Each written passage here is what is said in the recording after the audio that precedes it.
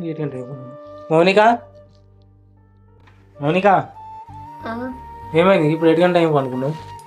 ఏం లేదు, మనసే మంచి లేదన్నట్లు ఈయన. ఏమైంది జ్వరం వచ్చిందా? ఏం లేదు కానీ టీ పెట్టిరాను. ఏమైతే నేను ఏం ఆలోచిస్తాను చెప్పు. ఏం లేదు. మనసు ఎందుకు మంచిగా లేదు? అబ్బా, ఏం లేదు కానీ టీ పెట్టుకొని వస్తా. మరి ఆలోచించకుండా ఎందుకు కూర్చుంటాను? ఏం కాలే. అరే ఒకసారి అడిగిన కూర్చో ఫస్ట్. ఒకసారి అడిగినప్పుడు ఎప్పుడు బుద్ధి కదా నీకు? ఆలోచించకుండా కూర్చుంటావు మళ్ళా.